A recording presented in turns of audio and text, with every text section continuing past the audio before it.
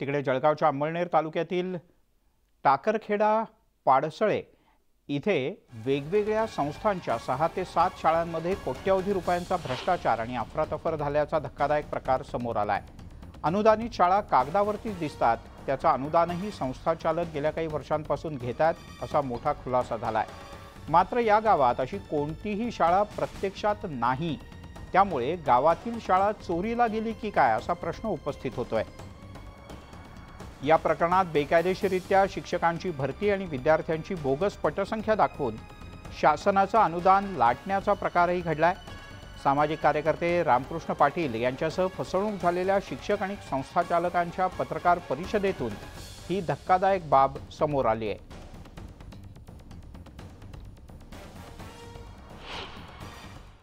आता जो भ्रष्टाचाराचा विषय झाला, जे बोगस बिलं काढण्याचा, सगळ्या बोगस कर्मचारी भरतीचा, कमीत कमी माझ्या माहितीनुसार 50 कोटीचा अपहार या ठिकाणी कागदांवर दिसतोय। आणि याला अजून जर डीपमध्ये गेले, अजून इतर शाळांची सगळं जर चौकशी करण्यात आली,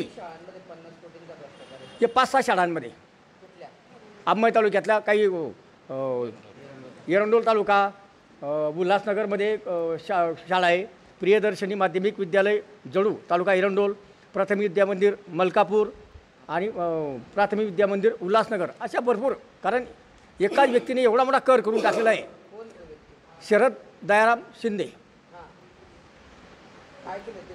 सगळं बोगस डॉक्युमेंट तयार करणे, अनुदान लाटणे, शासनाला गंडवणे, एवढाच कार्यक्रम त्यांचा जो राहते।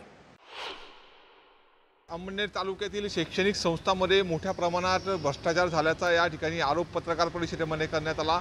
शिक्षण विभागाचा अनागोंदी कारभार या ठिकाणी उघडकीस आल्याचं या ठिकाणी या संपूर्ण शिक्षकांनी आणि त्यांच्या कर्मचाऱ्यांनी आणि तक्रारदारांनी या ठिकाणी पत्रकार परिषदेमध्ये सांगितलेलं आहे।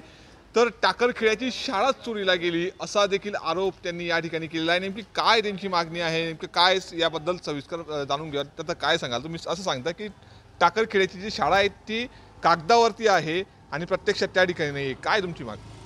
अंमळ तालुक्यात टाकरखेडे म्हणून गाव आहे, त्या गावाच्या नावावर विना अनुदानित तत्वावर शाळा मंजूर झालेली होती, परंतु त्या गावाने अजून शाळा कधीच पाहिली नाही। मी स्वतः जाऊन त्या गावात खात्री केली, त्या गावात शाळाच नाही आहे आणि ती शाळा कुठेतरी बिलाली म्हणून गावी तिथे शाळा भरवली जाते।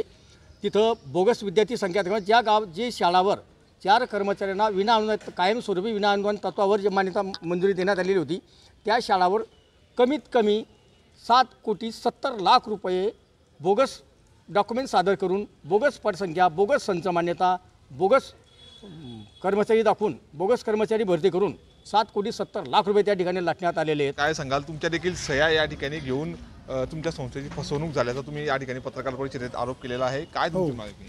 आमच्या संस्थेद्वारे सरस्वती माध्यमिक विद्यालय पाडसे चालवण्यास येते। आम्ही 2021ला मुक्तद्वारचे चेअरमन शरद दयाराम शिंदे यांना चालवण्यास दिली, पण त्यांनी हँडओव्हर काही केलं नाही, व्यवस्थापन आमच्याच राहू दिलं आणि आमच्याच व्यवस्थापन होईल बुवा या इथून आम्ही त्याच्या भरोश्यावर कायम राहिलो। तर आज या अंमळनेर तालुक्याच्या शाळांच्या तक्रारीनुसार असं निदर्शनास आलं की आम्ही ज्यावेळी शाळा हस्तांतरित त्यांना चालवायला दिली, 2021ला नोटरी करून दिली, त्यावेळेस फक्त 12 पदे होते, स्टाफ शेड्यूल ते बरोबर होते, पण आजच्या हिशोबाने ते 21 पदं दिसतात। त्याच्यात ऑलरेडी 1 पद रिटायर झालेले, ते 20 पदं झाले। ते स्टाफ शेड्यूलच्या व्यतिरिक्त जे 7-8 पदं आहेत ते जास्त दिसत आहेत आणि ते 100% अनुदान झालेले आहेत। ते अनुदान त्या कर्मचाऱ्यांना दिलं गेलेलं आहे, हे कसं झालेलं आहे हे मला कळत नाही। त्यांना विचारणा केली, ते म्हणतात मला माहीत नाही, आपण पाहू। मग त्या हिशोबाने मी उपसंचालकाकडे तक्रार दिलेलं आहे। नितीन नांदुरकर, न्यूज 18 लोकमत, जळगाव।